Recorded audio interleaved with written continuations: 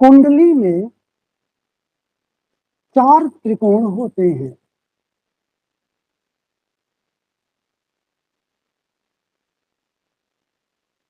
हमारे जीवन में धर्म, अर्थ, काम, मोक्ष, ये 4 स्तंभ हैं हमारे जीवन के। ये 4 पड़ाव हैं। अंतिम पड़ाव मोक्ष है, जो हमारी जीवन यात्रा है, उसका अंतिम उद्देश्य मोक्ष है। तो इसी तरह हमारी कुंडली में भी ये 4 त्रिकोण होते हैं।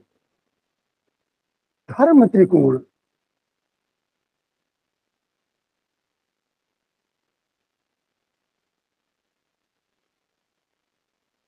एक, 5, 9,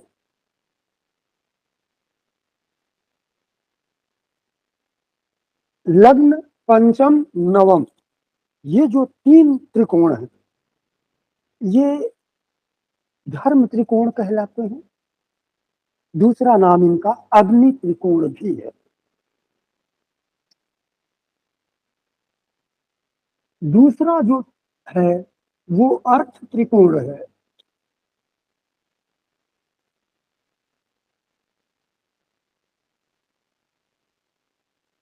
दो, 6, 10। दूसरा, छठवां, 10वां। यहां से आप लाइन ऐसे खींचेंगे और यहां तो ये त्रिकोण बनेगा, तो ये अर्थ त्रिकोण है। काम त्रिकोण, जिसका धन का महत्व तो आप सभी जानते हैं। काम त्रिकोण सृष्टि चलाने के लिए, परिवार चलाने के लिए काम त्रिकोण का महत्व होता है। तो काम त्रिकोण कौन कौन से हैं? 3, 7, 11। तीसरा भाव, 7वां भाव और ये 11वां भाव। यहां से आप यहां लाइन खींचिए, यहां लाइन खींचिए, ऐसे तो ये एक अधोमुखी त्रिकोण बन जाता है। अब जो धर्म त्रिकोण है ये ऊर्ध्वमुखी होता है और जो काम त्रिकोण है ये अधोमुखी होता है। धर्म त्रिकोण अग्नि लौ की तरह है, जो व्यक्ति को ऊंचा उठाती है। और जो ये काम त्रिकोण है, इसकी सारी ऊर्जा नीचे की ओर बहती है। यदि इस त्रिकोण, यदि व्यक्ति इसको हिंदी में कैसे बोले नहीं मालूम है, सेक्स सेंटर्ड यदि हो गया तो उसका पतन निश्चित है। ये जीवन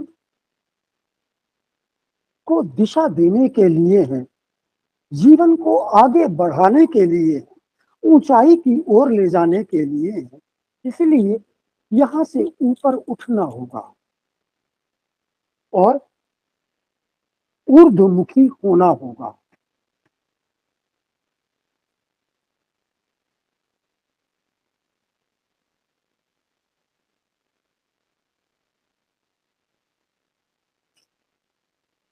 मोक्ष त्रिकोण 4, 8, 12। चौथा भाव, 8वां भाव, 12वां भाव, यहां से आप ये ऐसे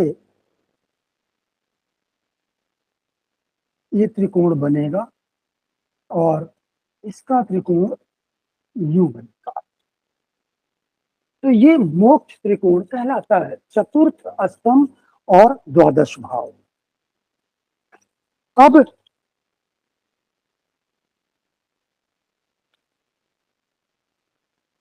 ज्योतिष में हल कैसे निकालना है। तो एक शब्द मैं आपको दे रहा हूं, उसको उस पर ध्यान दीजिएगा। सिमिलर, कॉमन,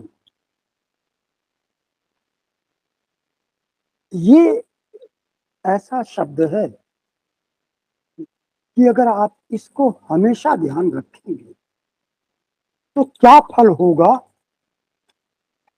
वो आप निश्चित रूप से कह पाएंगे।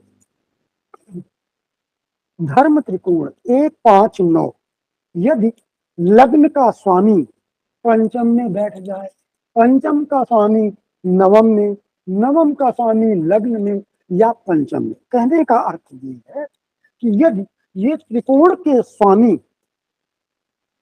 त्रिकोण में ही स्थित हो, दूसरे किन्हीं त्रिकोणों में, तो वो ये बता रहा है, क्योंकि अगर इसका स्वामी यहां गया या यहां गया, ये इसका स्वामी यहां गया या यहां गया, इसका स्वामी यहां गया या यहां गया, तो दोनों में कॉमन क्या चीज होगी? धर्म। धर्म त्रिकोण है तीनों। तो अगर ये ग्रह राशि परिवर्तन करते हैं या एक दूसरे त्रिकोण में जाते हैं, तो हम ऐसा कहेंगे कि एक धर्म त्रिकोण का स्वामी दूसरे धर्म त्रिकोण में गया है, तो दोनों में कॉमन क्या हुआ? धर्म। तो फिर ऐसा व्यक्ति धार्मिक होगा, उसके जीवन में धर्म का महत्व ज्यादा होगा, उसका उसके जो रुझान है उसका वो धर्म की ओर ज्यादा रहेगा। इसी तरह अर्थ त्रिकोण द्वितीय, छठा और दशम, अगर द्वितीय भाव का स्वामी छठे भाव में स्थित है तो इसका यह अर्थ है कि एक अर्थ त्रिकोण का स्वामी दूसरे अर्थ त्रिकोण में स्थित है, तो दोनों में क्या कॉमन हो गया? अर्थ, यानी धन। तो ऐसा ग्रह धन जरूर देगा। इसी तरह अगर छठे भाव का स्वामी दशम में स्थित है या द्वितीय में स्थित है, तब भी वही बात होगी कि ऐसा ग्रह धन जरूर देगा। अब अगर छठे भाव का स्वामी दशम भाव में स्थित है, तो एक अर्थ त्रिकोण का स्वामी दूसरे अर्थ त्रिकोण में, तो दोनों में अर्थ कॉमन हो गया, तो धन देगा। अब दोनों में एक चीज और भी कॉमन है, ये नौकरी का भाव है, ये भी नौकरी और व्यवसाय का भाव है, तो दोनों में नौकरी कॉमन हो गई। तो ऐसा ग्रह फिर जिसकी कुंडली में होगा ऐसा व्यक्ति नौकरी करेगा। तो ये अर्थ त्रिकोण की बात। इसी तरह काम त्रिकोण, तृतीय भाव का स्वामी यदि सप्तम में बैठा है या एकादश भाव में बैठा है, एकादश भाव का स्वामी सप्तम में बैठा है या तृतीय में बैठा है, सप्तम का स्वामी तृतीय में है अथवा एकादश में है, तो हम ऐसा कहेंगे कि एक काम त्रिकोण का स्वामी दूसरे काम त्रिकोण में स्थित, तो व्यक्ति में काम भावना होगी, और काम भावना वैवाहिक जीवन के लिए जरूरी होती है। जैसा कि आपने सुना होगा कि ये सप्तम भाव, अब ये काम त्रिकोण है और ये भोग का भाव भी है, तो यहां अगर शनि, बुध और राहु जैसे ये ग्रह बैठ जाएं, तो शनि भी नपुंसक है, बुध भी नपुंसक है, ऐसे व्यक्ति के अंदर काम भावना बहुत स्लो हो जाती है, बहुत धीमी हो जाती है, काम के प्रति वो अनिच्छुक होता है। ऐसी स्थिति में जो परिवार है वो उसे दुख प्राप्त होता है। मोक्ष त्रिकोण चतुर्थ भाव का स्वामी अष्टम में बैठा है या द्वादश में बैठा है। द्वादश का स्वामी चतुर्थ में है या अष्टम में है। अष्टम का स्वामी द्वादश में है या चतुर्थ में है। तो हम ऐसा कहेंगे कि एक मोक्ष त्रिकोण का, इसे हम आध्यात्म त्रिकोण भी कहते हैं। एक आध्यात्म त्रिकोण का स्वामी दूसरे आध्यात्म त्रिकोण में स्थित है, तो ऐसे व्यक्ति का रुझान आध्यात्म की ओर होगा। अब आपके अंदर, ये मैं केवल एक कारकत्व की बात कर रहा हूं, फिर दूसरे तो फिर जब सब्जेक्ट आएगा तो अब हम देखेंगे, ये जैसे पैतृक संपत्ति का है, ये भी अचल संपत्ति का है ना। तो इस तरह की बातें अभी हम नहीं कर रहे हैं। अब एक प्रश्न आपके मन में हो सकता है, आ रहा हो, नहीं आ रहा है तो फिर कल आ जाएगा, परसों आएगा, कि अभी मैंने धर्म त्रिकोण के बारे में बताया कि ऐसा व्यक्ति धार्मिक होगा, उसका रुझान धर्म की ओर होगा। अब मैं इसमें बता रहा हूं मोक्ष त्रिकोण में कि ऐसा व्यक्ति आध्यात्मिक होगा, उसका रुझान आध्यात्म की ओर होगा। तो फिर प्रश्न ये उठेगा आपके मन में कि धर्म और आध्यात्म में क्या अंतर है? अंतर है, बहुत बड़ा अंतर है। धर्म बाहर से अंदर जाने की प्रक्रिया है और आध्यात्म अंदर से ही ऊपर उठने की प्रक्रिया है। धर्म में बाहरी चीजों का अवलंबन लेना होता है, सहारा, जैसे मंत्र, स्तोत्र, दीपक, आरती, अगरबत्ती, फूल, माला, प्रसाद, मंदिर, मूर्ति। फिर आसन किस रंग का हो, आपके वस्त्र किस रंग के हों,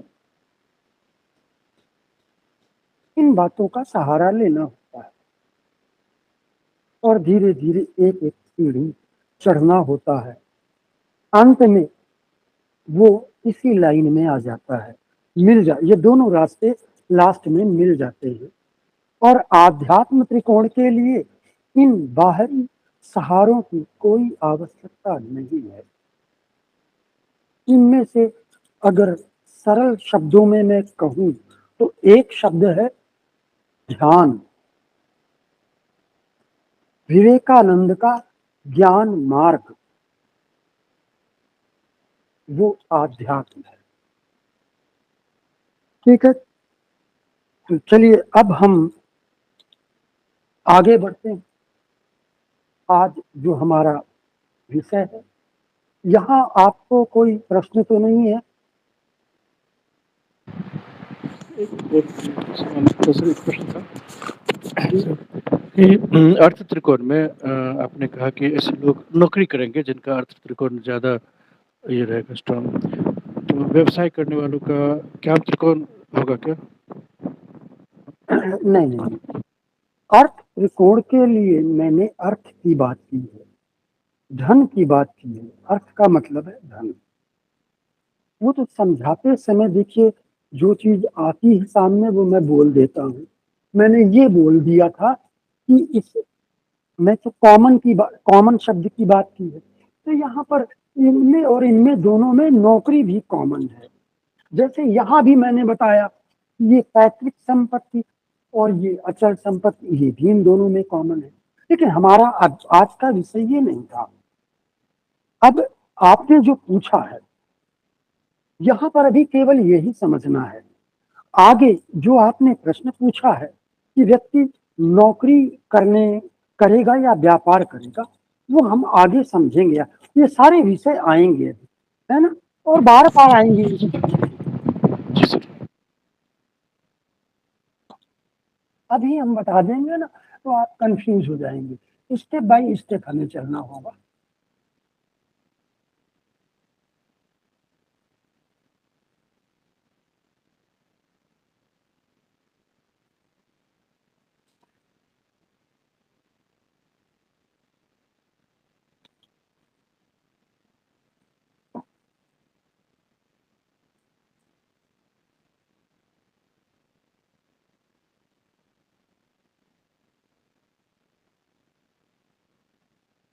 राजयोग।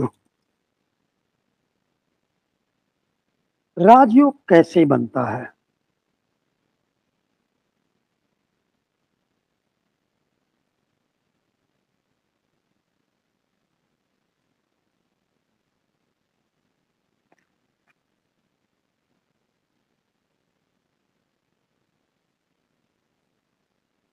केंद्र और त्रिकोण का जब मिलन होता है तो राजयोग बनता है। केंद्र, जो ये 4 केंद्र हैं, और त्रिकोण, जो ये 1 2 3 त्रिकोण है। लग्न तो केंद्र और त्रिकोण दोनों में आता है। तो केंद्र विष्णु स्थान कहलाते हैं, और जो त्रिकोण है ये लक्ष्मी स्थान कहलाते हैं। आप सभी जानते होंगे कि लक्ष्मी माता भगवान विष्णु की अर्धांगिनी है, और जो लक्ष्मी है, लक्ष्मी यानी धन की अधिष्ठात्री देवी है। तो जब लक्ष्मी और विष्णु का मिलन होता है तो वह यह स्थिति सर्वश्रेष्ठ शुभ स्थिति होती है। इसलिए केंद्र और त्रिकोण के मिलन को राजयोग कहा गया है। यानी योगों में सर्वश्रेष्ठ योग, हम उसे राजयोग कहते हैं।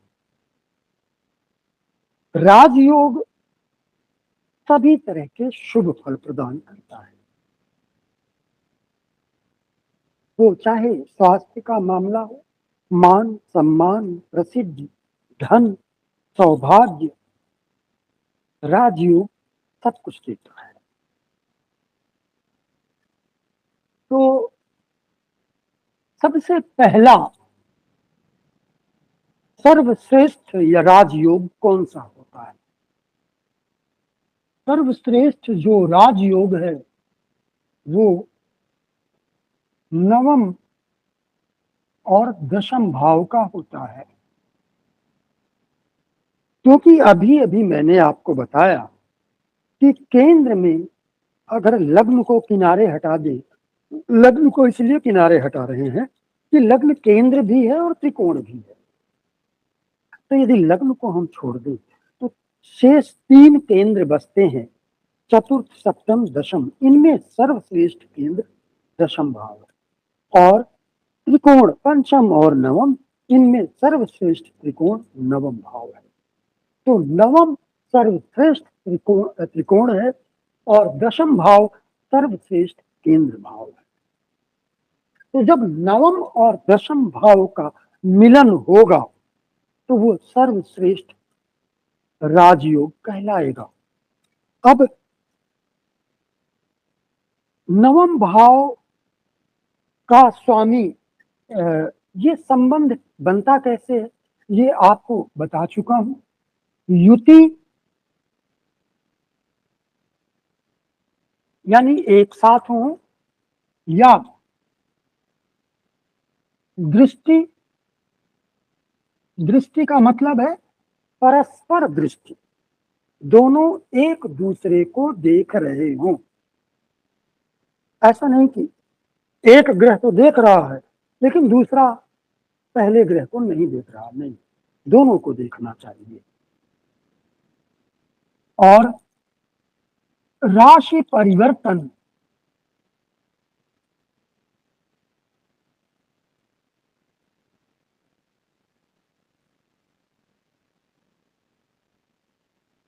तीन तरह से संबंध बनते हैं।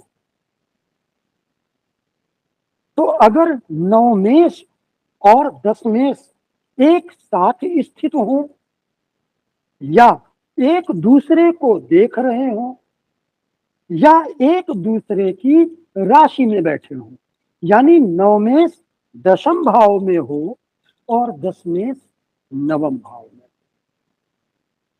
अब इसमें थोड़ा सा समझ लेना जरूरी है।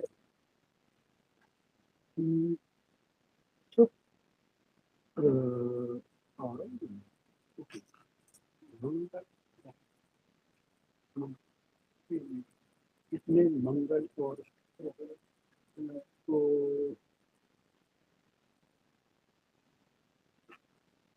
अब जैसे मान लेते हैं कि ये कुंडली है, इसमें नवमेश कौन है? मंगल है। दशमेश कौन है? शुक्र है। ये दोनों यहाँ एक साथ बैठे हैं तो राजयोग बन रहा है। अब अगर हम ये मान लेते हैं कि ऐसा नहीं है, राशि परिवर्तन कर रहे हैं, यानी कि मंगल जो नवमेश है वो दशम भाव में बैठ जाए और जो दशमेश शुक्र है वो नवम भाव में बैठ जाए तो राजयोग बनेगा। लेकिन अगर ये नवमेश मंगल शुक्र की इस राशि में बैठ जाए तृतीय भाव, और शुक्र जो दशमेश है वो मंगल की इस राशि में बैठ जाए तो इसे हम राजयोग नहीं कहेंगे।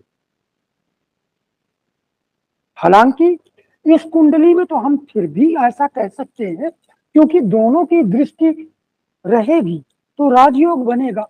लेकिन अब दूसरी कुंडली में देख लेते हैं, ये भी सेम है। ये यहाँ शनि और गुरु, चलिए इसमें हम आपको समझा देते हैं। जैसे मान लीजिए कि यहाँ ये दशमेश यहाँ बैठ जाए और नवमेश यहाँ, तो ये राजयोग बन गया। हम मान लेते हैं कि ये वृश्चिक लग्न है।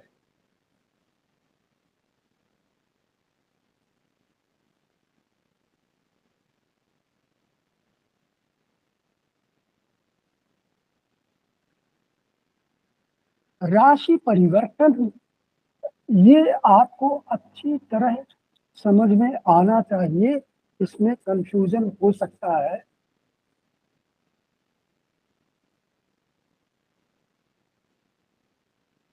अब नवमेश कौन है? चंद्रमा है और दशमेश सूर्य है। लेकिन ये तो सिंगल इनकी राशि है। चलिए यहां मान लेते हैं ये केंद्र त्रिकोण ये भी है, ये शनि है और ये गुरु है। शनि यहां बैठ जाए मान लीजिए गुरु की राशि में, यहां शनि बैठ गया और गुरु यहां न बैठकर शनि की इस राशि में बैठ जाए तो क्या हम इसे राजयोग कहेंगे? नहीं कहेंगे। हम चतुर्थेश और पंचमेश का राशि परिवर्तन ऐसा नहीं कहेंगे। ये चतुर्थेश और पंचमेश का राशि परिवर्तन नहीं है, ये तृतीयेश और पंचमेश का राशि परिवर्तन है। तृतीयेश पंचम में है और पंचमेश तृतीय में है, तो ये राजयोग नहीं हुआ। अगर ये गुरु यहां ना बैठकर यहां बैठता तब हम इसे राजयोग कहते। तो फिर क्या होता कि चतुर्थेश पंचम में है और पंचमेश चतुर्थ में है, इसी स्थिति में राजयोग बनेगा। ऐसा नहीं कि उसकी दूसरी राशि कहीं भी है और उसमें जाकर के बैठ जाए। तो ये समझ में आ गया ना आप लोगों को कि राजयोग किन स्थितियों में बनता है। राशि परिवर्तन कोई भी, चाहे वो राजयोग हो या ना हो, अगर कोई भी राशि परिवर्तन है तो उस राशि परिवर्तन को कैसे देखना है, ये मैंने अभी जैसा बताया है बिल्कुल इसी तरह आपको देखना है। अब दूसरे नंबर में आता है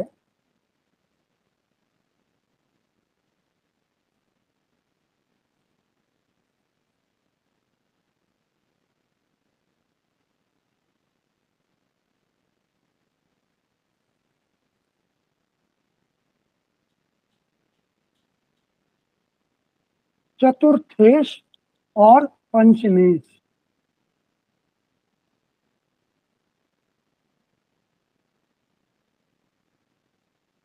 जो सर्वश्रेष्ठ राजयोग है, मैं क्रमशः बता रहा हूं आपको।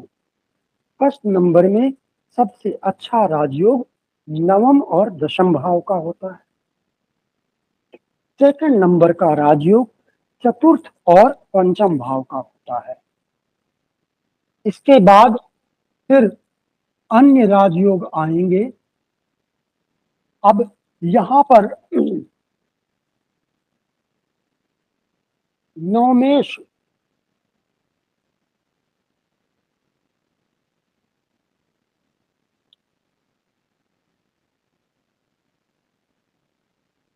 नवमेश यदि चतुर्थेश के साथ है,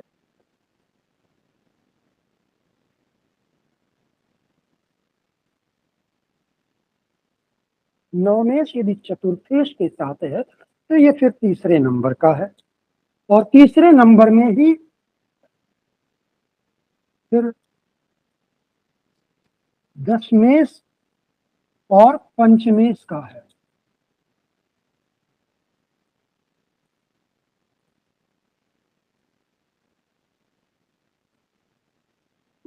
तीसरे नंबर में ये दोनों आ गए। इसके बाद फिर आगे बढ़ते हैं।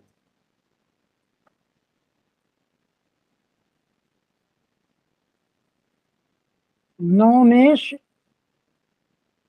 प्लस लग्नेश,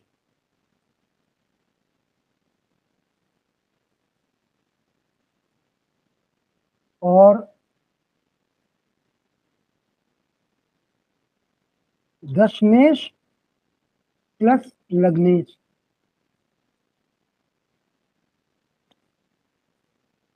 ये चौथे नंबर में आ गए।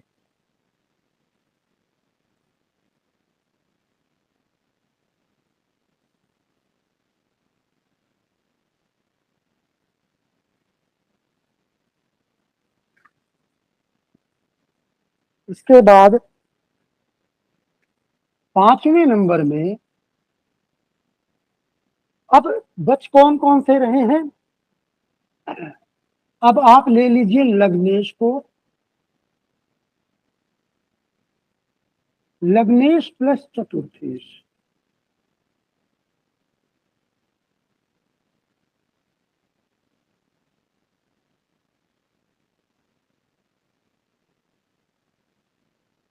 लग्नेश प्लस सप्तमेश,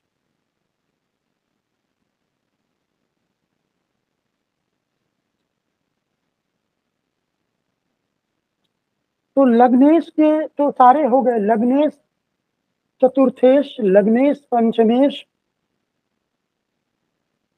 लग्नेश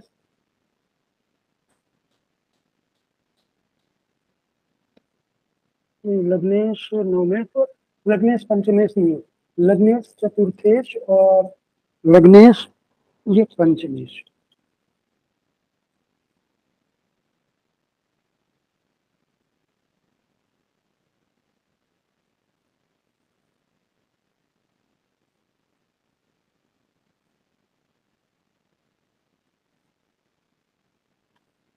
ये पांचवें नंबर पे ये दोनों आ गए। इसके अलावा अब नवमेश का दशमेश के साथ हो गया नवमेश, चतुर्थेश और नवमेश, लग्नेश। हाँ ठीक है। इसी तरह से दशमेश का नवम के साथ हो गया, और दशमेश का पंचमेश के साथ हो गया, दशमेश का लग्नेश के साथ हो गया। ओके, अब छठे नंबर पर आप सप्तमेश को रख सकते हैं। सप्तमेश केंद्र है और त्रिकोण में लग्नेश, पंचमेश, नवमेश तीनों के साथ सप्तमेश का संबंध लास्ट में आएगा, यानी सबसे कम शुभ राजयोग सप्तम के साथ बनता है, क्योंकि सप्तम भाव ये सबसे कम शुभ केंद्र भाव है, क्योंकि मारक भाव है। इसलिए तो इसे बल्कि राजयोग की श्रेणी में भी नहीं रखते हैं। फिर भी कुछ न कुछ अच्छा फल देता है, यदि पीड़ित ना हो तो जो सबसे अच्छा, तो ये अगर आपके समझ में आ गया, ये रटने वाली चीजें नहीं है। केंद्र और त्रिकोण का मिलन किसी भी रूप में युति, दृष्टि, राशि परिवर्तन राजयोग बनाता है। और सर्वश्रेष्ठ केंद्र दशम है, सर्वश्रेष्ठ त्रिकोण नवम भाव। त्रिकोण में नवम भाव के बाद पंचम का नंबर आता है, और केंद्र में दशम के बाद चतुर्थ का नंबर आता है, लास्ट में सप्तम का नंबर आता है। जो लग्न है वो तो सबसे शुभ ग्रह है, क्योंकि केंद्र और त्रिकोण दोनों है। तो इनसे जो योग बनेगा वो राजयोग कहलाता है। तो यहां तक आपको समझ में आ गया होगा। यहाँ अगर कोई प्रश्न है तो आप कर सकते हैं। सर एक क्वेश्चन है मेरा। सर जैसे आपने बताया कि युति हो, दृष्टि हो या राशि परिवर्तन हो, अभी हम जैसे युति लेके चलते हैं इसके अंदर, तो नवमेश और दशमेश की युति अगर 12वें भाव में हो तो ये किसी भी भाव में बनेगा तो हम इसको राजयोग बोलेंगे? हाँ बोलेंगे, राजयोग तो हम फिर भी बोलेंगे, लेकिन जैसा कि आपको मालूम है कि द्वादश भाव त्रिक भाव है, यानी बुरा भाव है। तो वहां पर यदि राजयोग बन रहा है तो वो बहुत अच्छा राजयोग नहीं होगा, उतना अच्छा फल नहीं देगा जितना अच्छा यदि ये राजयोग केंद्र में बनता है या त्रिकोण में बनता है तो बहुत अच्छा फल देगा। इसके बाद फिर द्वितीय भाव और एकादश भाव है ना, जो अभी मैं बता आया हूँ, वहां बनेगा तो भी अच्छा फल देगा, उनसे थोड़ा कम। और इसके बाद फिर अन्य भाव आते हैं 3, 6, 8, 12। तो यहाँ अगर बनता है तो सबसे कम शुभ होता है, लेकिन फिर भी वो राजयोग होता है। यदि वो राजयोग बनाने वाले ग्रह वहां बलवान है और पीड़ित नहीं है किसी भी तरह से, वो बहुत अच्छे रिजल्ट देते हैं।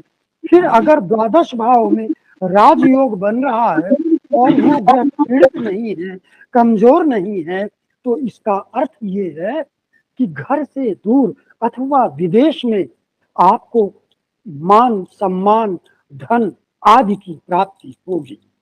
यदि ऐसा राजयोग अष्टम भाव में बन रहा है जो सबसे बुरा भाव है, तो यदि अष्टम भाव में यदि ऐसा कोई राजयोग बन रहा है, राजयोग बनाने वाले ग्रह बलवान हैं और पीड़ित नहीं है, तो ऐसा राजयोग भी सौभाग्य, धन, प्रसिद्धि, मान, सम्मान और जन समूह का साथ मिलता है, क्योंकि ये भाव जन समूह का भाव है।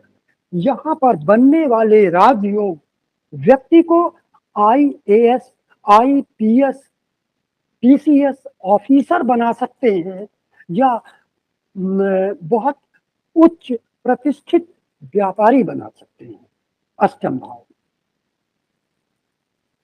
तो शर्त क्या है? ग्रह बलवान होने चाहिए, पीड़ित नहीं होने चाहिए, फिर किसी भी भाव में रहे। ठीक है ना? ठीक है सर। अभी ये सब, अब यहाँ पर चलिए, ये कुंडली में मैंने बनाया ही आप लोगों के लिए है और भूल जाता हूँ। शुरू करते हैं। सबसे पहली कुंडली लास्ट में ऊपर नाम लिखा हुआ है, वीरेंद्र सहवाग की है। आप सभी परिचित होंगे, ये प्रसिद्ध क्रिकेटर रहे हैं। सचिन तेंदुलकर की ये सेकंड नंबर की है। ये थर्ड नंबर की IPL प्लेयर जो अभी वर्तमान में हैं, अभी इनकी उम्र कम है, ये IPL प्लेयर हैं, इंदौर के हैं। तो इन तीनों की कुंडली। अब यहाँ अच्छा, ये आपके अंदर ये प्रश्न उठेगा कि तीनों क्रिकेटर की कुंडली क्यों लाए हैं? क्या आज क्रिकेट से संबंधित कोई सब्जेक्ट है?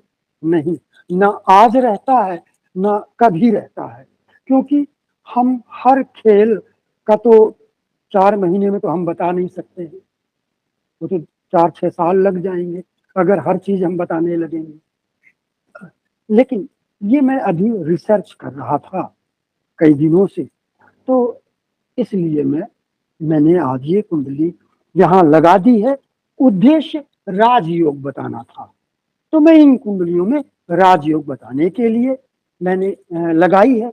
अब चूंकि क्रिकेटर की तीनों कुंडलियां लगाई हैं, तो मैं क्रिकेटर का कुछ 1-2 सूत्र आपको बता दूंगा, वो आप ध्यान रखना या कहीं पर नोट कर लेना। इनमें आप लोग देख लीजिए, जो अभी बताया राजयोग है कहीं?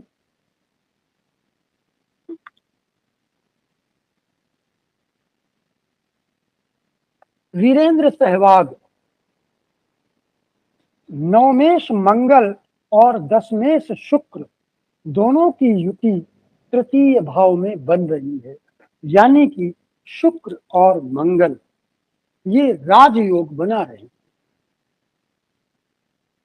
इसके अलावा लग्नेश सूर्य और मंगल ये भी राजयोग है। लग्नेश सूर्य और दशमेश शुक्र ये भी राजयोग बना रहे। कितने राजयोग हो गए? 3।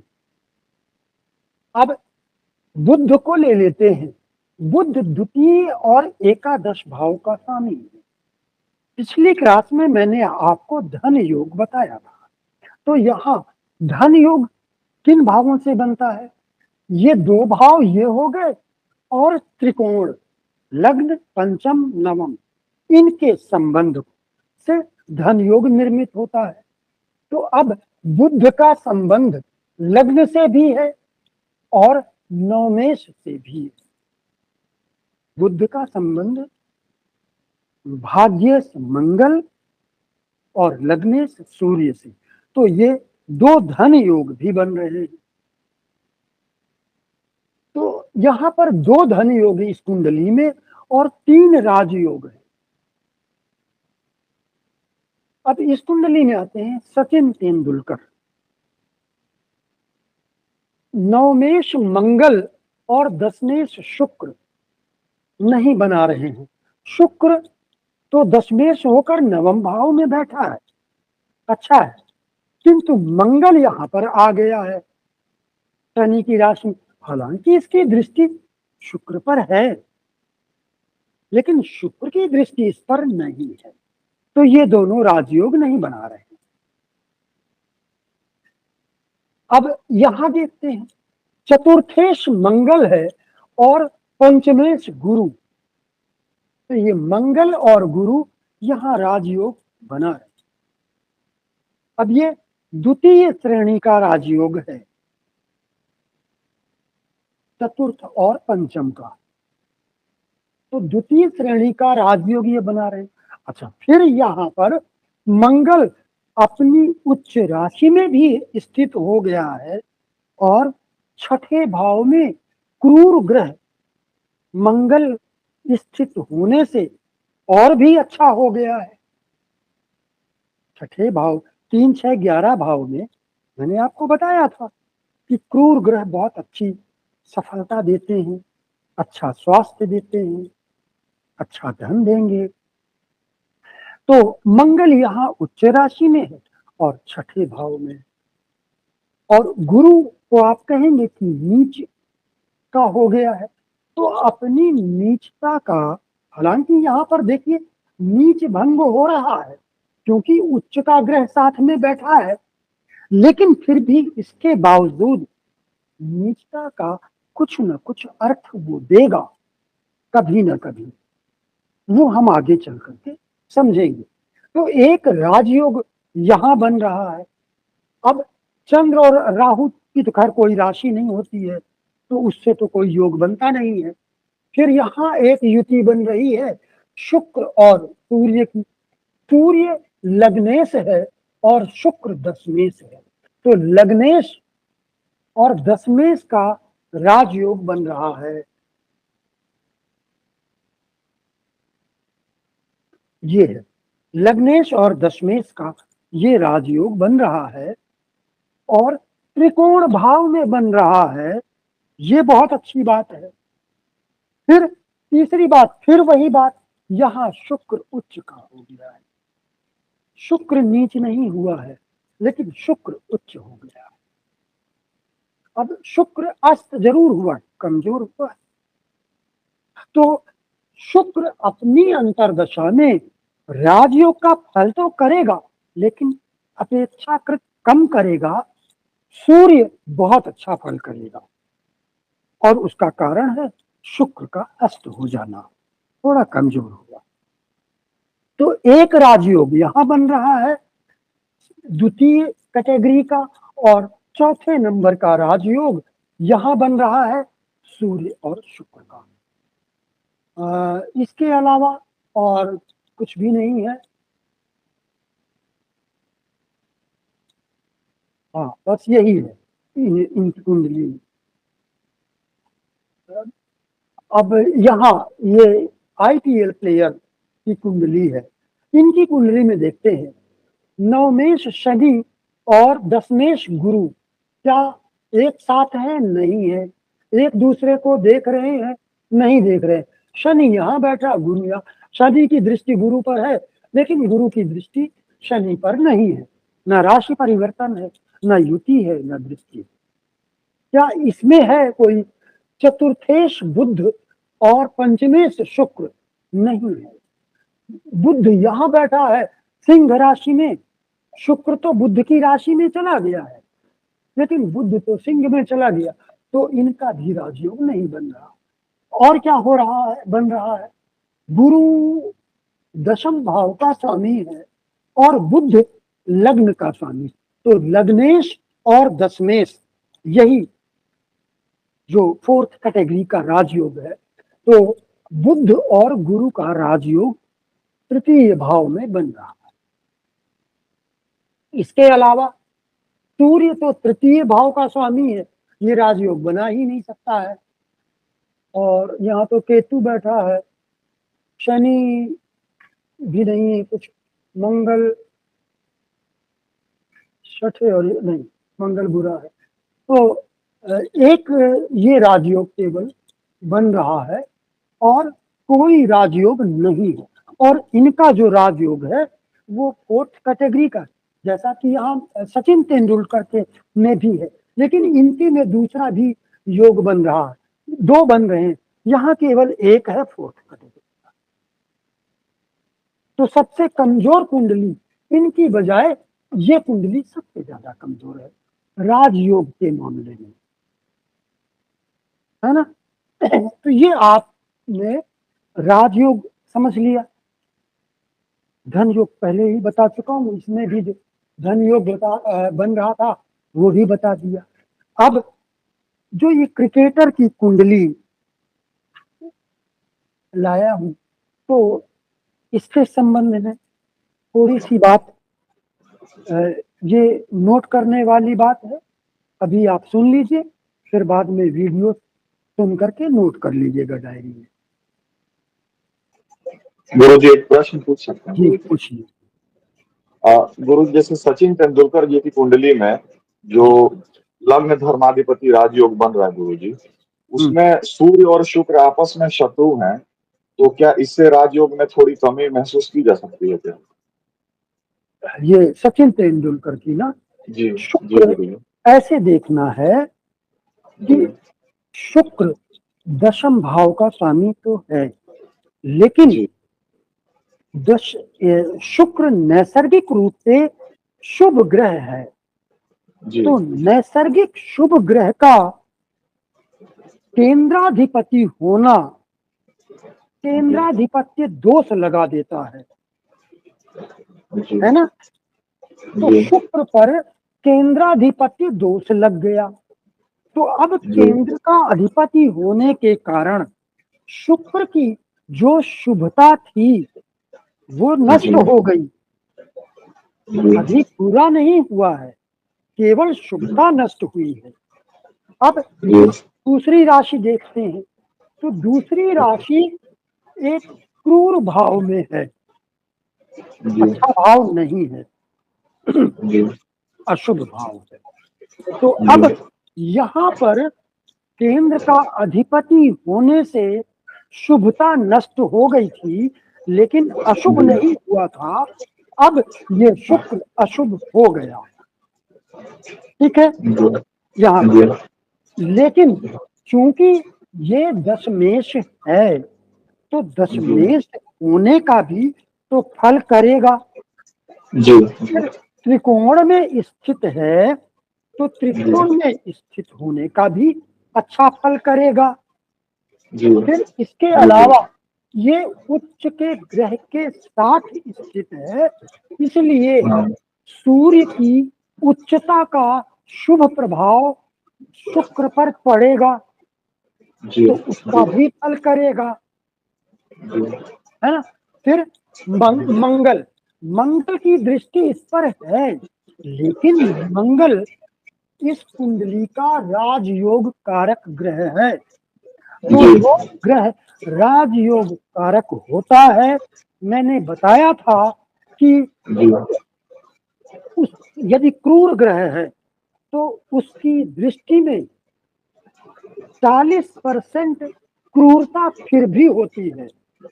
40% क्रूरता है, लेकिन 60% क्रूरता मिट चुकी है। फिर मैंने ये भी बताया कि अगर वो ग्रह उच्च का हो जाए तो और क्रूरता कम हो जाती है। जैसे मान लीजिए कि 20% और कम हो गई, तो अब कितनी क्रूरता बची दृष्टि में? 20% बची।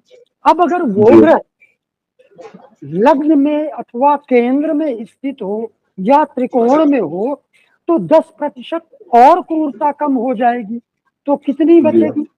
10% क्रूरता बचेगी। और ये अंतिम है, इससे कम नहीं हो सकता है। कोई भी नैसर्गिक क्रूर ग्रह 100% उसकी दृष्टि शुभ नहीं हो सकती है। स्थिति जरूर शुभ होती है, लेकिन दृष्टि शुभ नहीं हो सकती है। तो यहाँ पर ये उच्च भी है और राजयोग कारक भी है, तो हम ऐसा कहेंगे कि 20% फिर भी क्रूरता बची हुई है। तो ये शुक्र को पीड़ित कर रहा है, ठीक है, लेकिन चूंकि राजयोग कारक ग्रह है तो राजयोग का फल भी तो देगा। जो 80% शुभता है इसमें, इसकी दृष्टि में, तो वो 80% का फल भी तो इस पर, प्रभाव भी तो इस पर डालेगा। तो इसलिए जब मंगल की दृष्टि पड़ गई यहाँ पर, जी, तो इसमें जी, जो ये अशुभता यहाँ व्याप्त हुई थी, उस अशुभता जी, में और कमी आ गई। हाँ, बहुत समझ बढ़िया। गए आप? जी, बहुत अच्छा जी। मैंने पहले आपको बताया कि यहाँ ये अशुभ हो गया यहाँ का स्वामी होने, यहाँ का स्वामी जी, होने से तटस्थ हुआ, यहाँ का स्वामी जी, होने से कुछ अशुभ हुआ, जी, लेकिन पूरी तरह से नहीं, क्योंकि नहीं, त्रिकोण में स्थित है जी, और दशम का फल भी करना है, त्रिकोण का भी फल करना है। फिर जी, उच्च के ग्रह के साथ ही स्थित होने से थोड़ी शुभता और प्राप्त हो गई। और ये ग्रह भी कौन सा है? ये लग्नेश है। लग्नेश जी, इस ग्रह के साथ स्थित होता है। जिस जी, भाव में स्थित होता है उसे जी, अपनी शुभता प्रदान कर देता है, भले जी, ही बोलिए, वो स्वयं अशुभ हो जाए। तो यहाँ बोलिए, ये उच्च भी है और लग्नेश भी है।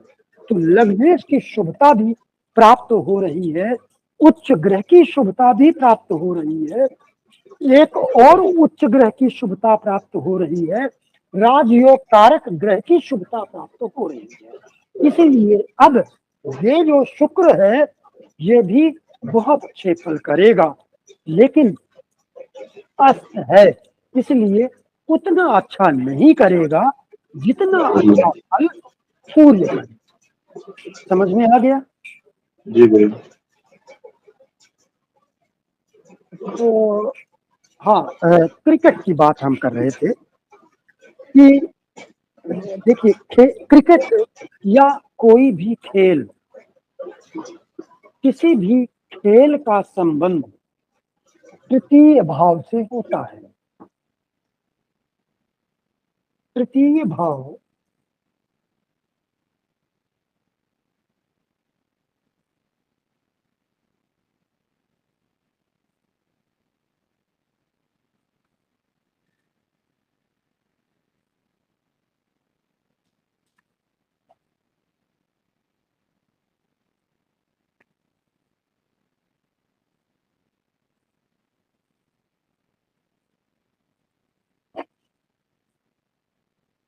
जो तृतीय भाव के कारकत्व हैं, वो मैंने अभी खेल बताया है, खेल का भाव है। दूसरा, ये इच्छाओं का भाव है। तीसरा, ये पराक्रम, जिसे परिश्रम भी कह सकते हैं, पराक्रम, साहस,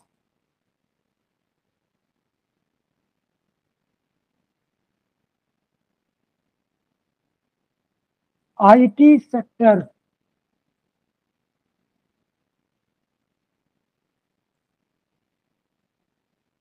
सोशल मीडिया,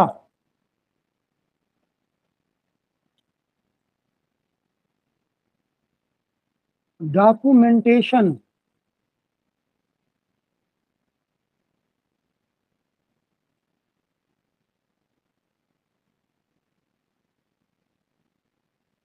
रेलवे,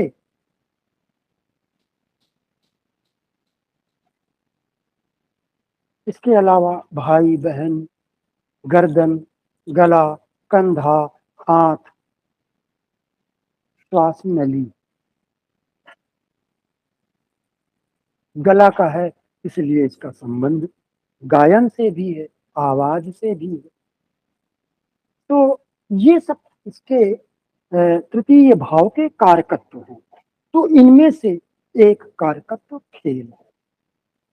अब खेल के लिए जो कारक ग्रह कौन सा है वो थोड़ा आप समझें। खेल के लिए भाव तो तृतीय हो गया, कारक किसे मानेंगे हम? तो पहला कारक बुद्ध है। बुद्ध क्यों है? क्योंकि बुद्ध बालक है, छोटा बालक है, बालक ही खेलता है, बूढ़े नहीं खेलते हैं, इसलिए बुद्ध खेल का कारक है। अब खेल के लिए शरीर मजबूत होना चाहिए, बलिष्ठ होना चाहिए, चुस्ती फुर्ती होनी चाहिए। ये कौन देता है?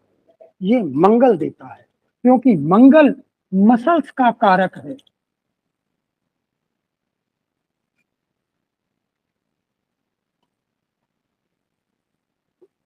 और इसके अलावा आप छठे भाव को भी ले सकते हैं।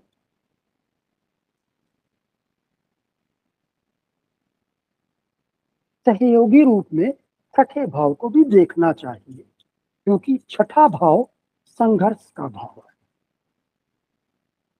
स्वास्थ्य का भाव है, रोग का है।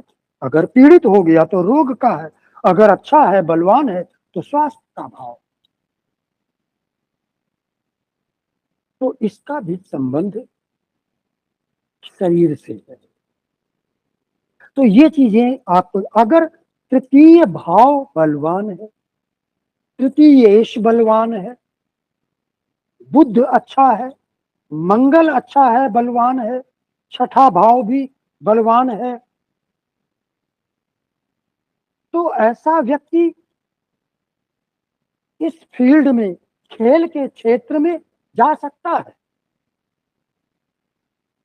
लेकिन अब ये देखना होगा कि वहां पर अगर खेल पर के लिए जा रहे हैं, तो यानी उनकी आजीविका का संबंध खेल से होना चाहिए। तो एक संबंध ये बनना जरूरी है। तृतीय भाव पर बुध की दृष्टि हो या तृतीयेश वहीं बैठा हो, इन सभी का संबंध देखना होगा। तृतीय भाव, छठा भाव, बुध मंगल, और फिर दशम भाव जो आजीविका का भाव है। इसके अलावा द्वितीय भाव को भी देख सकते हैं, क्योंकि वो धन का भाव है, एकादश भाव अर्निंग का है। तो अब इन कुंडलियों में हम जरा देखते हैं।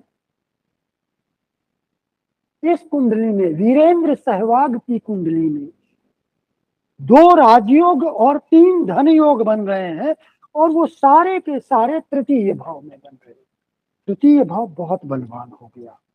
तृतीय भाव का स्वामी शुक्र भी यहाँ स्थित है, इसलिए बलवान है, क्योंकि अपनी राशि में, ऊपर से वक्री होने से बलवान हो गया है। तो तृतीय भाव का स्वामी तृतीय भाव में ही है। खेल का कारक बुध भी यहीं पर विराजमान है, अपनी मित्र राशि में। मंगल मसल्स का कारक, और तृतीय भाव का कारक भी है मंगल, क्योंकि मंगल साहस का कारक है, भाई का कारक है, और मंगल छठे का भी कारक होता है, छठे भाव का। अब ये जो तृतीय भाव का स्वामी शुक्र है, ये इस कुंडली का दशमेश भी है। तो तृतीय का संबंध दशम से बन गया। नवमेश, दशमेश, लग्नेश भी यही बैठा है? और द्वितीय धन भाव का स्वामी, लाभ भाव का स्वामी बुध यहां बैठा है।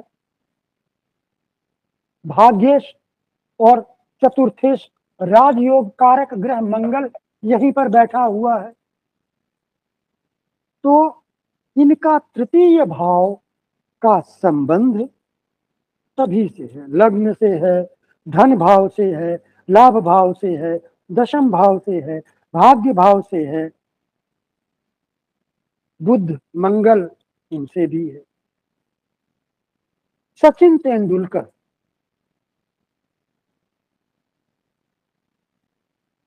इनकी कुंडली में यही लग्न है, सेम लग्न है दोनों की, सिंह लग्न। यहां भी शुक्र दशम और तृतीय भाव का स्वामी है, और दोनों नवम भाव में, भाग्य भाव में बैठकर तृतीय भाव को देख रहे हैं। तो जब शुक्र अपनी राशि को देखेगा तो स्वाभाविक है बलवान करेगा। लग्नेश की दृष्टि भी है, लग्नेश शुभ ग्रह होता है, तो यहां भी तृतीय का संबंध दशम भाव से है।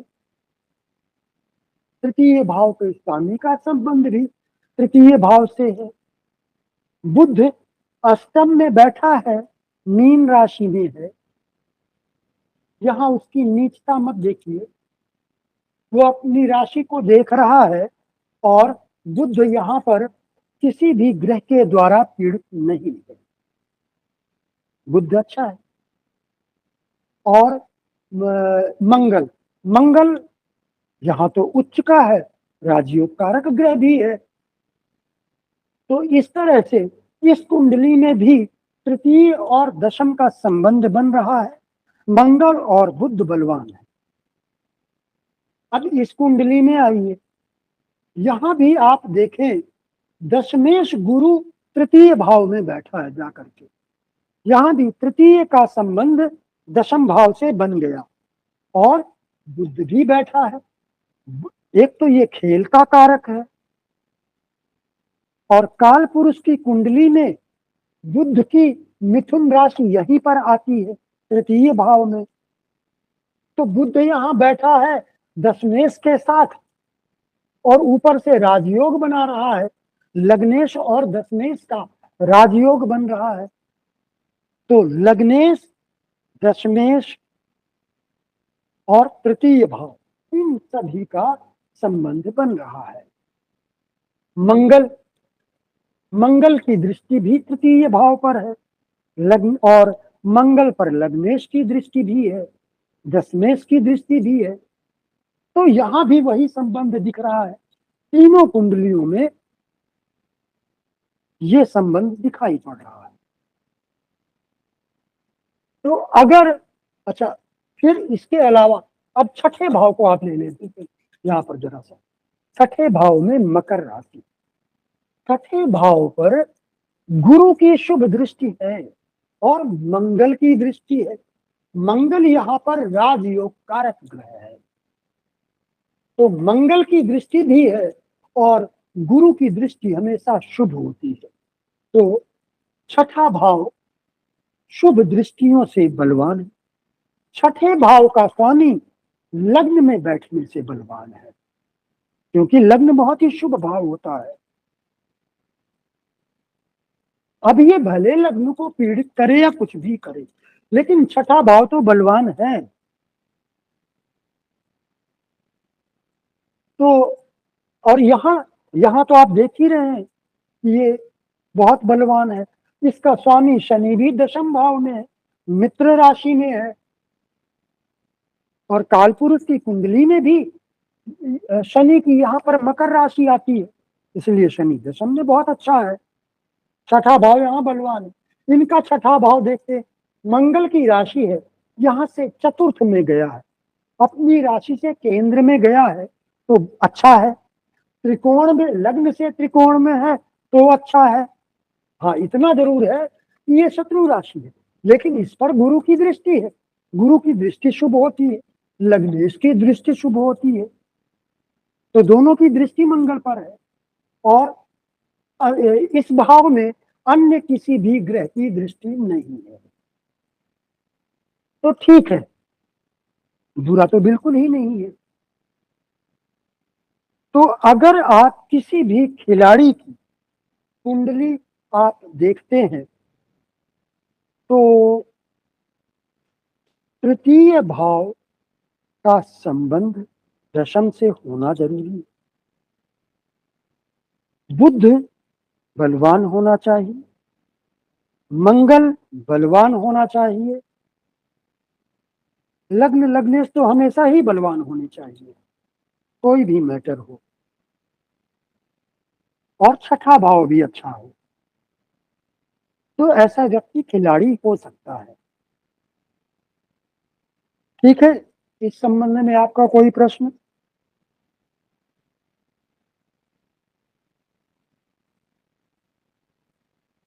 जहां कोई भी शंका रह जाए तुरंत प्रश्न पूछें। ऐसा नहीं होना चाहिए कि समझ में नहीं आया और हिचक रहे हैं पूछने में, तो आगे का फिर मुश्किल हो जाएगा, फिर आगे का तो और भी ज्यादा समझ में नहीं आएगा, है ना। तो अगर समझ में नहीं आता है तो एक बार नहीं 20 बार पूछना है, और जरूरी, और यहाँ क्लास के अलावा ग्रुप में कभी भी पूछ सकते हैं, फेसबुक में मेरी किसी भी पोस्ट में पूछ सकते हैं, यूट्यूब में मेरे किसी भी वीडियो में पूछ सकते हैं, पर्सनली व्हाट्सएप में भी पूछ सकते हैं, हर जगह जहां भी आप चाहें। तो प्रश्न पूछने से पीछे नहीं हटना है। तो अभी हमने आज आपको जीवन के 4 त्रिकोण बताए। अब विपरीत राजयोग,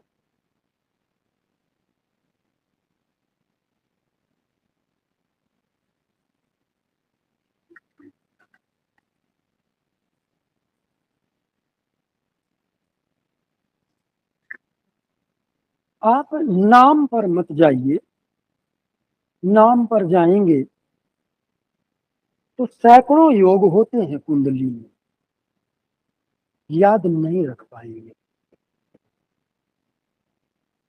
तो इसलिए मैं कोई नाम नहीं बताता हूं कभी भी। बहुत सारे योग होते हैं, अच्छे अच्छे, वो सब जितने भी अच्छे योग हैं उनका जो आधार है वो मैं आपको बताऊं। धन योग बता दिया, राजयोग बता दिया, सारे योग इन्हीं से बनते हैं। ग्रह, कोई भी ग्रह शुभ भाव में है, केंद्र, त्रिकोण, द्वितीय, एकादश, तो अच्छे फल देता है। स्वराशि में है तो और अच्छे देगा, मूल त्रिकोण राशि में तो और अच्छे फल करेगा, उच्च राशि में तो और अच्छे फल करेगा, दिशा बल प्राप्त हो रहा तो और भी अच्छा दे फल करेगा, वर्गोत्तम भी है तो और भी अच्छा फल करेगा।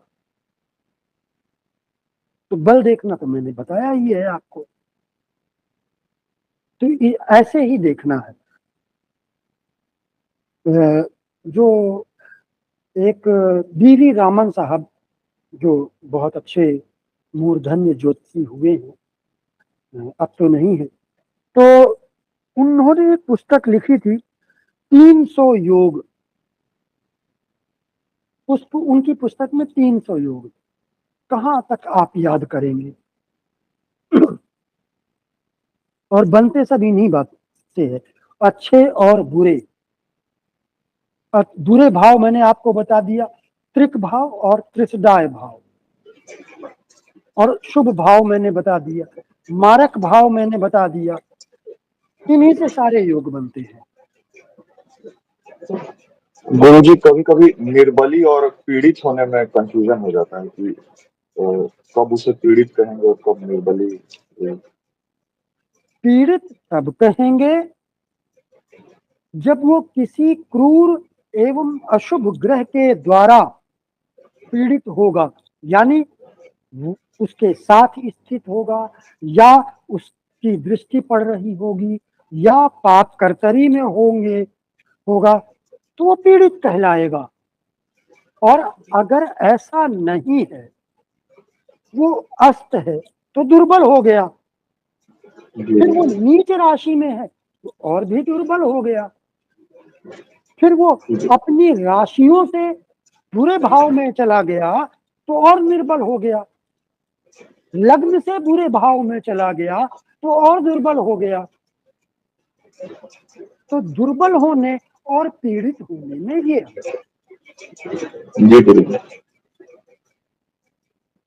विपरीत राजयोग, जो 6, 8, 12 त्रिक भाव, इनसे विपरीत राजयोग बनता है। यदि द्वादश भाव का स्वामी, एक चीज मैं आप लोगों को बताना भूल गया राजयोग के बारे में, कि राजयोग का मतलब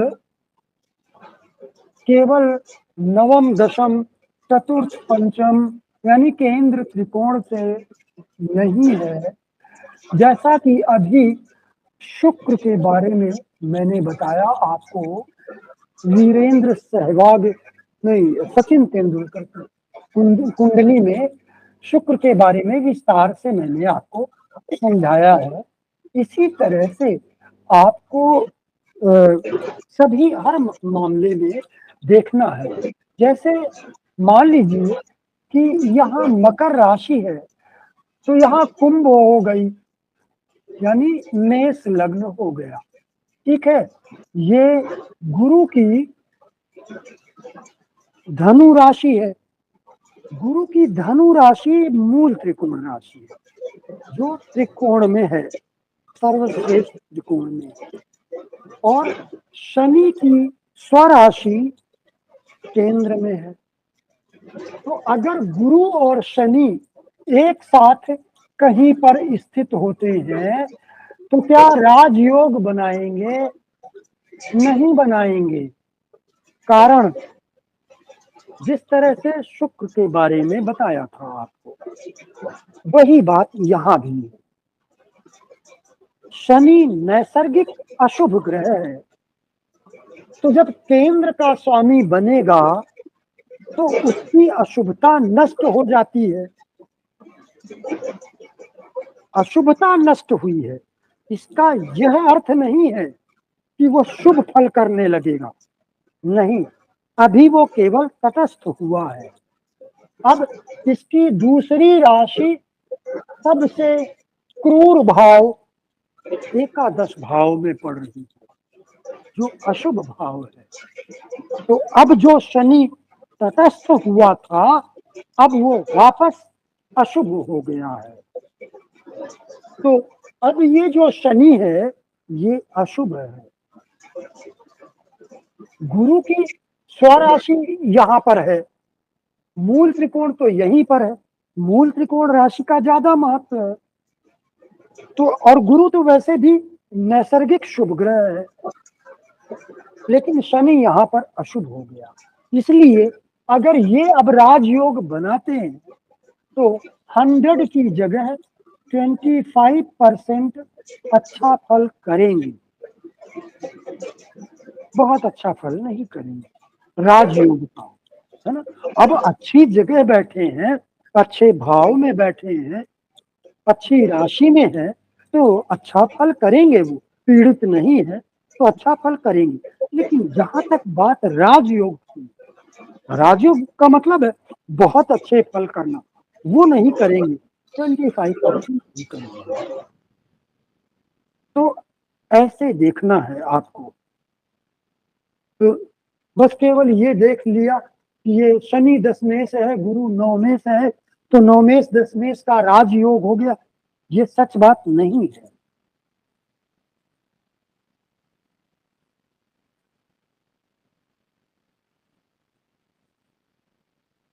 अब विपरीत राजयोग, द्वादश भाव का स्वामी, ये त्रिक भाव है, तीनों अशुभ भाव है, बुरे भाव है।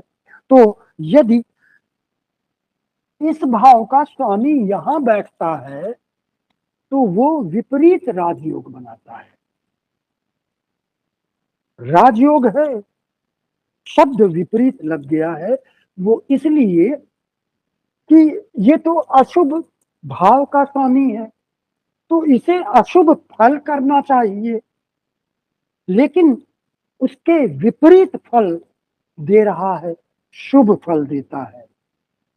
इसलिए इसे विपरीत शब्द इसमें जोड़ा गया है, विपरीत राजयोग। अगर ये अशुभ भाव का स्वामी, जैसा कि मैंने आपको बताया था कि जो त्रिशदाय भाव है 3, 6, 11, ये अशुभ भाव है, क्रूर भाव है। अगर यहाँ कोई एक अशुभ अथवा क्रूर ग्रह बैठ जाता है तो ये भाव, अशुभ भाव, उस ग्रह की क्रूरता, अशुभता को नष्ट कर देता है। और जो अशुभ एवं क्रूर ग्रह है वो इस भाव की अशुभता एवं क्रूरता को नष्ट कर देता है। तो जब अशुभता नष्ट होगी तो उसका दूसरा अर्थ है शुभता की प्राप्ति होगी। वही फंडा यहां भी, अशुभ भाव का स्वामी जब अशुभ भाव में बैठेगा तो वो ग्रह, अशुभ भाव का स्वामी ग्रह इस अशुभ भाव की अशुभता को नष्ट कर देगा और ये भाव उस ग्रह की अशुभता को नष्ट कर देगा। दोनों एक दूसरे की अशुभता को नष्ट कर देते हैं। तो अशुभता नष्ट होने का अर्थ है शुभता की प्राप्ति होना। इसलिए ऐसा ग्रह बहुत अच्छे रिजल्ट देता है।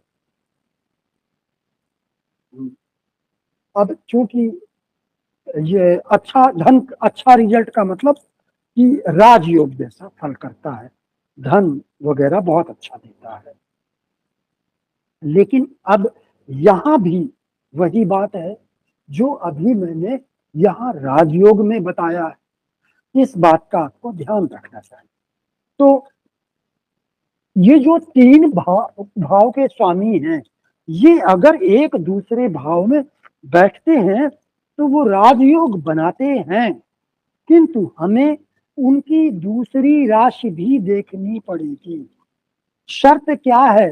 विपरीत राजयोग की शर्त क्या है? पहली शर्त ये है कि शुभ भाव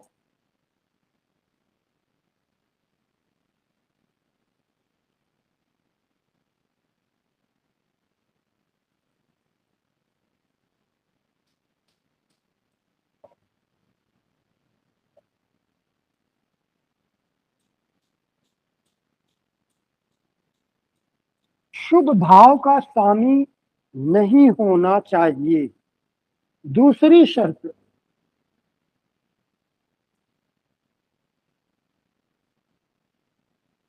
उस पर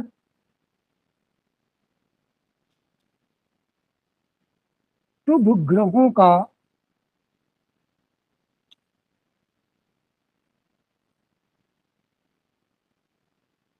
प्रभाव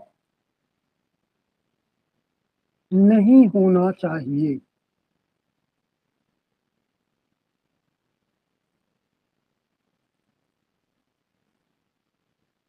ये दो शर्तें हैं। ऐसा ग्रह शुभ भाव का स्वामी नहीं होना चाहिए और उस पर शुभ ग्रहों का प्रभाव नहीं होना चाहिए। चलिए इस कुंडली में देखते हैं।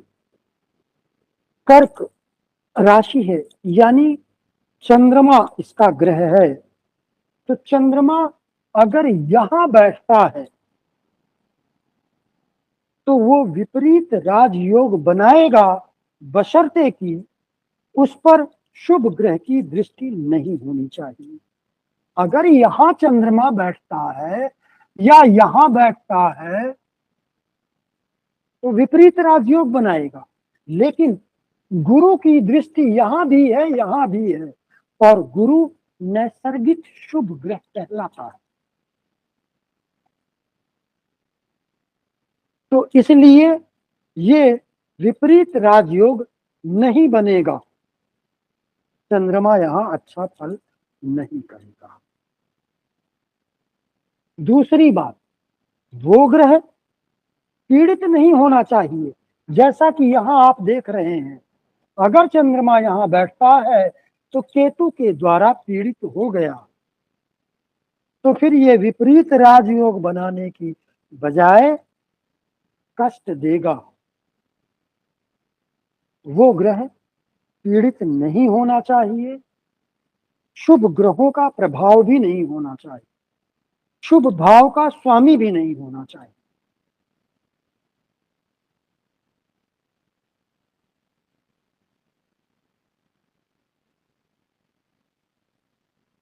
आप इन बातों को बहुत ध्यान से सुनिएगा, क्योंकि फेसबुक में मैं देखता रहता हूं लोगों को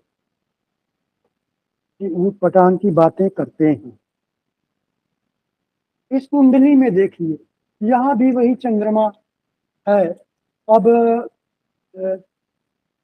पहले मैं आपको बता चुका हूं बहुत बार, फिर बताते हैं।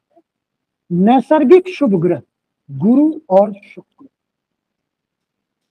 ये अगर बुरे भाव के स्वामी भी हैं तो इनकी दृष्टि में शुभता होती है। गुरु में तो हमेशा रहती है, शुक्र में कम हो जाती है, लेकिन फिर भी नैसर्गिक शुभ ग्रह ही कहलाएगा ये शुक्र। तो अगर शुक्र की दृष्टि पड़ रही है या गुरु की, भले ही ये बुरे भाव के स्वामी है, तो यही कहा जाएगा कि नैसर्गिक शुभ ग्रह की दृष्टि पड़ रही है, इसलिए विपरीत राजयोग भंग हो जाएगा, नहीं बनेगा। और बुध यदि अकेला हो या शुभ ग्रह के साथ हो और उसकी दृष्टि पड़ जाए तो भी शुभ कहलाएगा। चंद्रमा यदि पक्ष बल से बली है तो चंद्रमा भी शुभ कहलाएगा। तो जो गुरु शुक्र है ये हमेशा शुभ कहलाते हैं, इस बात का आपको ध्यान रखना। इसके अलावा राजयोग कारक ग्रह,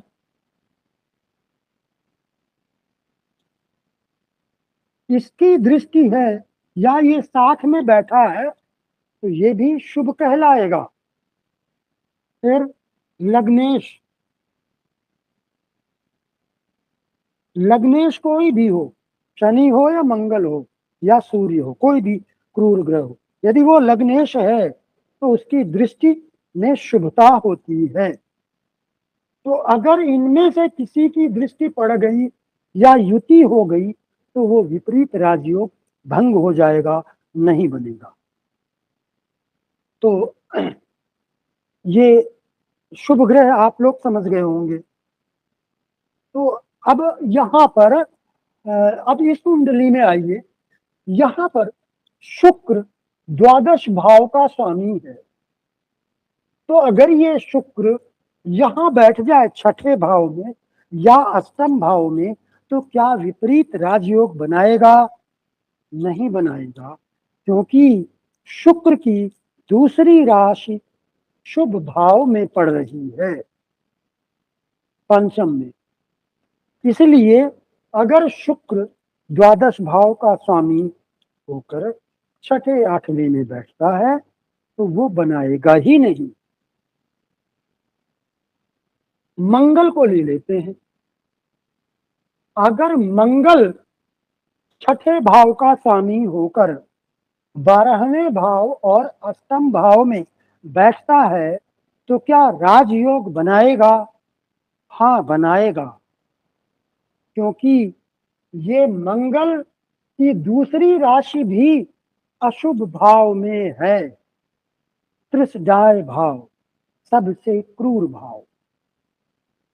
तो ये मंगल अगर छठे आठवें द्वादश भाव में बैठता है तो ये राजयोग बनाएगा, बशर्ते कि उस पर शुभ ग्रहों का प्रभाव ना हो।